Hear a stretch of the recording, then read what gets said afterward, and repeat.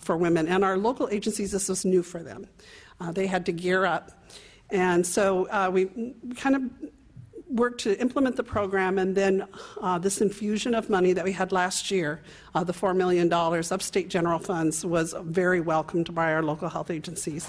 We distributed the money based on a funding formula that examined their numbers of African American births, their preterm birth rate, their infant mortality rate, and we took this funding formula and allocated the money to the locals so that now, in addition to the Title V funds, they now had state general funds, and they could also draw down Title XIX funds. So this money was very much welcomed. And we were happy to report that our locals have all responded. I believe that there's BIH programs in all of your counties that are represented here on this committee. They've responded with hiring outreach coordinators, which they thought was a major deficit for them, mental health professionals to help with case management, group facilitators, public health nurses, which are hard to find and recruit, but they've been successful, and BIH coordinators. And then we were very happy to be able to restore 2 programs that had to be cut when state general funds were cut, and that was San Bernardino and Riverside. And so they have been working to implement and restart up their program. It takes a little while. In Riverside County, they now have hired their BH staff, they've completed their trainings, and their program recruitment is beginning this month.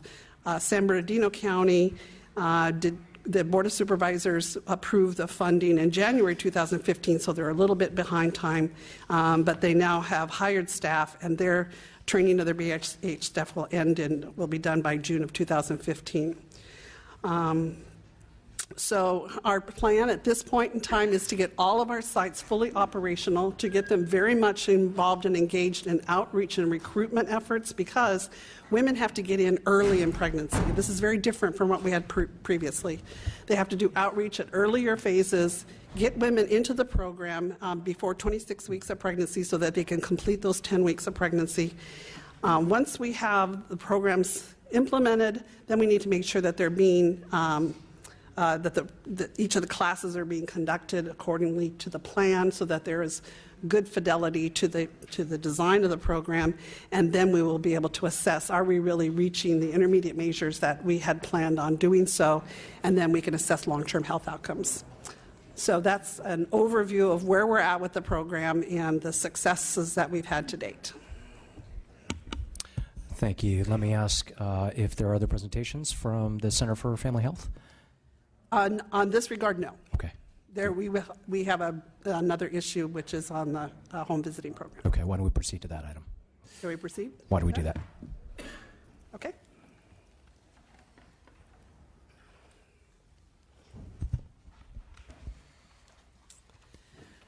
So this is Dr. Kristen Rogers, and she oversees the home visiting program. And what I want to say about the home visiting program is pretty brief.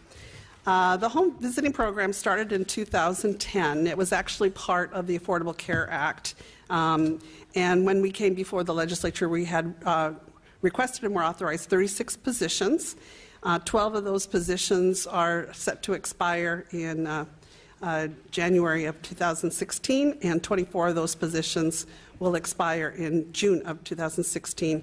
But what we're coming to this committee and asking with our BCP, now that we've implemented the program, we really, instead of 36, we believe that 27 positions are what are needed. 11 of those will be implemented right away, 11 of the 12 that we had previously, and then 16 of the 24, and we're asking for just 2 years limited term positions.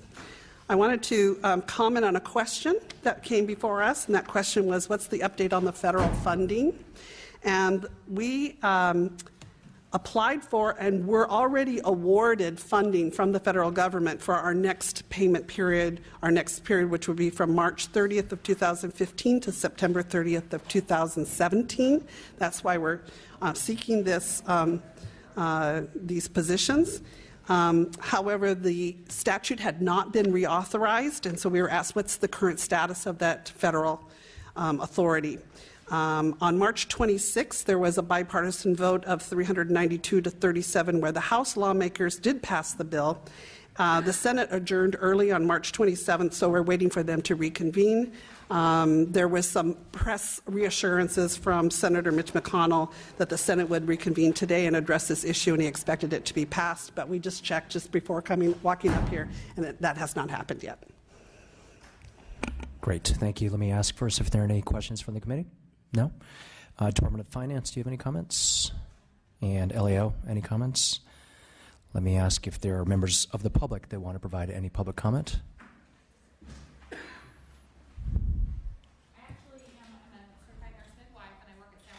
If you are you here for public comment? Yeah, if you want, if you could please line up. That's okay. No worries. No worries. If I could ask each member of the public comment to limit your comments to 1 minute per person, and let's hear from the first speaker. Good afternoon. I'm Tam Ma with Health Access California. Just wanted to thank the legislature for restoring the Black Infant Health Program in the budget last year. The restoration has allowed counties to have the staffing to serve more women and save the lives of infants. And we're particularly elated that the sites in Riverside and San Bernardino counties have reopened, which is critical because these counties account for 15% of the state's black births. This program will benefit the fiscal health of the state because approximately 85% of the women served are enrolled in Medi-Cal, and the Black Infant Health Program can help lower costs for delivery, postpartum, and infant care. And we really appreciate the restoration last year and the ongoing support for this program. Thank you. Kimberly Chen with the California Pan-Ethnic Health Network. I want to echo the comments of my colleague Tam Ma from Health Access. Also, really looking forward to the evaluation of the program. I understand that it's going to take maybe 2 years for that to come out. We're really looking forward to that, to seeing if this new model is able to improve outcomes for folks who are participating in it. Thank you. Good afternoon, Eileen Espejo from Children Now. We just wanted to express our support for the California Home Visiting Program and accordingly the staffing request. Thank you. Hi, Justin Garrett with the March of Dimes. We led the coalition of organizations last year to get this funding restored for the Black Infant Health Program, so just want to thank the subcommittee for making it a priority last year and for including it on the agenda today. Thank the department for moving forward with this, and we look forward to the evaluation and the continued good work of this program in reducing infant mortality and prematurity and health disparities for black infants. Thanks. Joni Seacrest. I'm a certified nurse midwife, work for San Joaquin County, totally spontaneous, clearly wasn't prepared to make a comment, but just, I've implemented many of the black infant programs that you talked about with centering, as well as that trying to get those patients into those programs early on in their pregnancy so that we can alter those outcomes. And just want to thank you for your work here and for your consideration. Thanks. Okay, thank you to the members of the public. Colleagues, the staff has recommended approval of the home visiting budget change proposal as proposed. Is there a motion to approve? Okay, there's a motion and there's a second. Madam Clerk, could you please call the roll? Thurman, Bonta, Chu, Aye. Grove, Jones. Okay, because we have 2 votes and we need 3 at this time, we'll put this motion on call and wait for our colleagues to come back. Why don't we proceed to the next issue? Thank you very much. Should I stay here? Will they be coming back? I'm sure. Should I wait until they come back in case there's questions from them? It's up to you. Oh, okay. Yes. You don't have a preference? Or? It's up to you. I suspect they'll be fine, but okay. That's probably a conversation with you and their staff. Thank you. Okay. Why don't we move to the next set of issues related to the Center for Chronic Disease Prevention and Health Promotion. We have a number of new panelists. If I could ask them to please join us at the table. Dr. Kevin Sharon, the Deputy Director for the Center for Chronic Disease Prevention and Health Promotion from DPH, as well as Greg Alba, who is the Assistant Deputy Director also from that same center. Dr. Sharon. Thank you, Mr. Chairman, and I will proceed quickly with our 2 budget change proposals. The first budget change proposal is from the Office of Problem Gambling, and it also includes a trailer bill to update the language of that legislation. In 2003, when California began to expand legalized gambling, this office was established by the legislature. And at this point, what we are doing is requesting 2 permanent positions and $5 million in Indian gaming special distribution funds for the 2015-16 fiscal year to make permanent a regional pilot that is in 4 urban regions of the state. This is known as the California Gambling Education and Treatment Services Program. This request is $4 million will be allocated to local governments, public universities, community organizations for treatment programs serving problem and pathological gamblers and their families. The proposal does include a trailer bill which deletes previous verbiage related to the prevention nature of the program and now updating it to include the treatment services that are provided. Some 150 Californians per month are actually helped by this program, and to date it has served more than 6,300 individuals. And there's good evidence on the reduction in social costs. $1 spent on the problem gambling disorder will result in $2 saved in social costs. That's from the National Council of Problem Gambling. I'd be happy to answer any questions on this proposal. Hey, just one random question. I know that a lot of your efforts have been focused around gambling with regards to Indian gaming sites. I'm wondering if you have done any specific outreach to Asian Pacific Islander communities regarding gambling.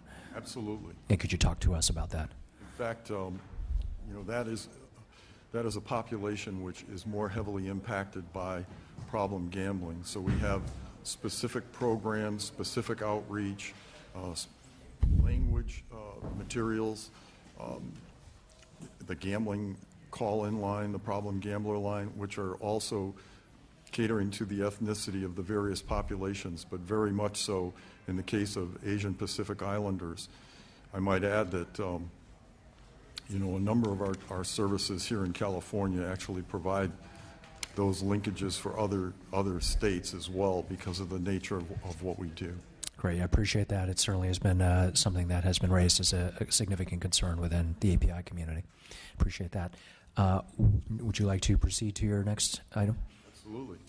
The second item is the Biomonitoring California program, which seeks to protect Californians from emerging chemical threats.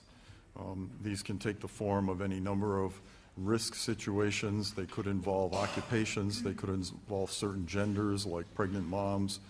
In the case of firefighters, we know that that was one of the work hazards that we've encountered. It can also involve certain consumer products. Essentially what's happening here is that we are requesting 6 2-year limited term positions and $550,000 from the Toxic Substance Control account annually for 2015-16 and 2016-17. So it's 2-year limited positions and the funding coming from the Toxic Substance Control account. This service, Biomonitoring California, encompasses 2 departments, actually 3 departments and 2 agencies. It also involves Cal EPA with its Office of Environmental Health Hazard Assessment and the Department of Toxic Substance Control, DTSC. But our particular request is focusing on these 6 2-year limited term positions. Thank you very much for your presentation. Let me ask the Department of Finance if you have any comments. And when we go to the LAO. Okay, not on this issue. Great, I appreciate that. Let me ask the LAO, do you have any comments around, I know we have a number of stakeholder proposals. Thank you, Sean Martin with the Legislative Analyst's Office. I'll be presenting the stakeholder proposals today.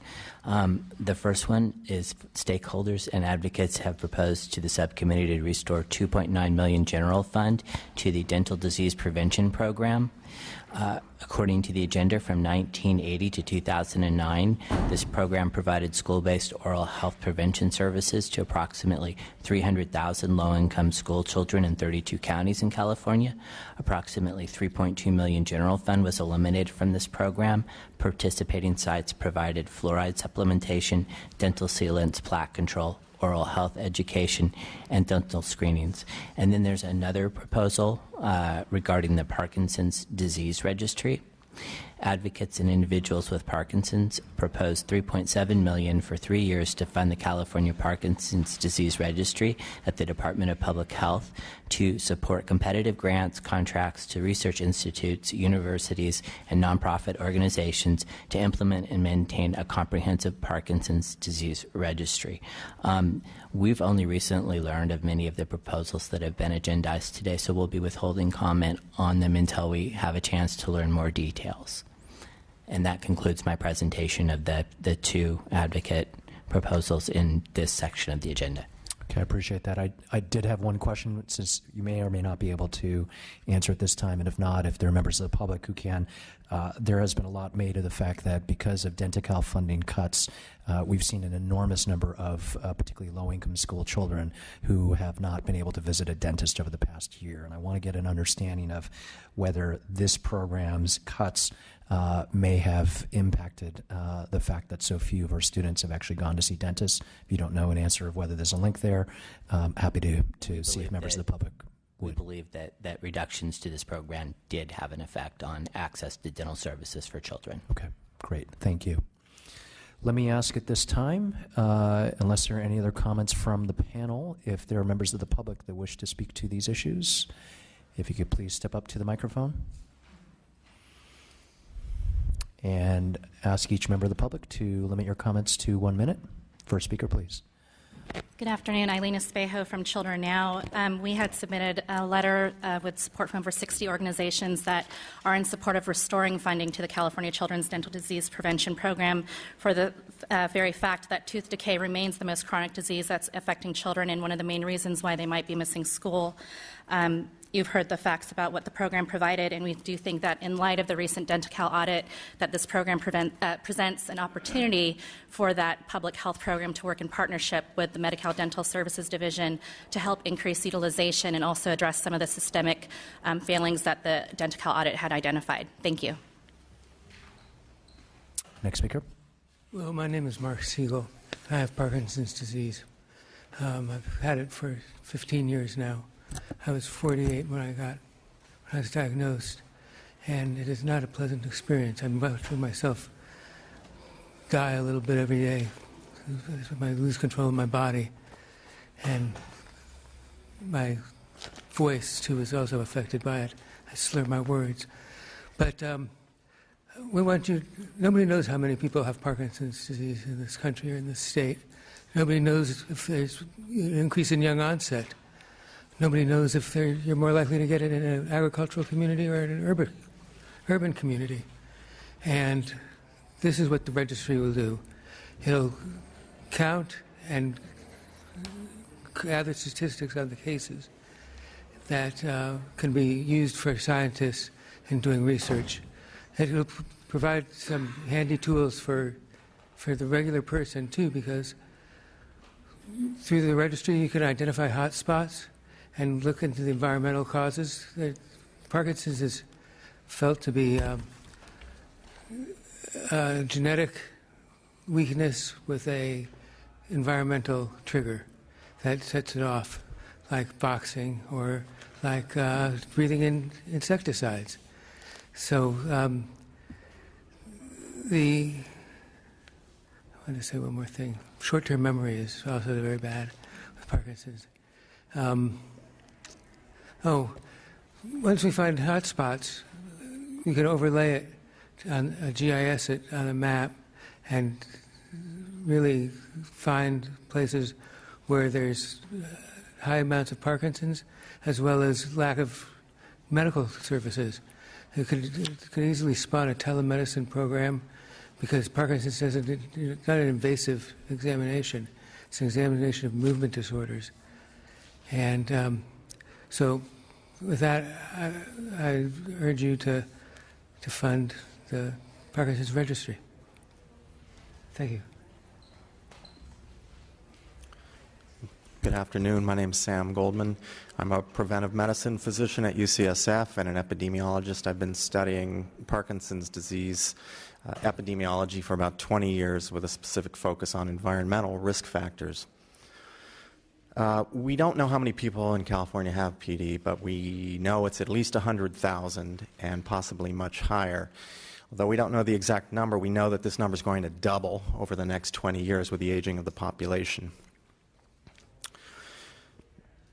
Parkinson's was first described in 1817 at the beginning of the Industrial Revolution in England. And we believe that's not a coincidence. And we've now identified a number of environmental risk factors for Parkinson's disease. And these risk factors happen to be extremely common in California.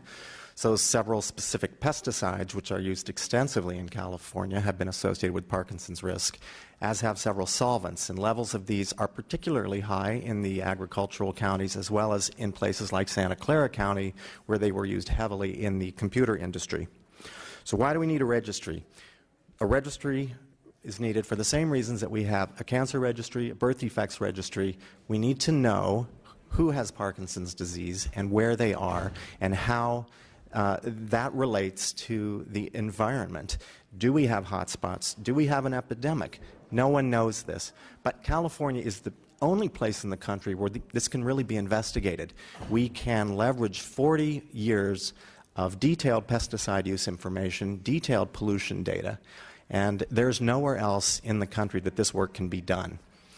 We can use a registry to obtain federal funds, foundation funds. We've already done this with a pilot project that was initiated in 4 California counties. We raised well over $1 million in federal funding to extend our very small initial $200,000 grant from the Michael J. Fox Foundation.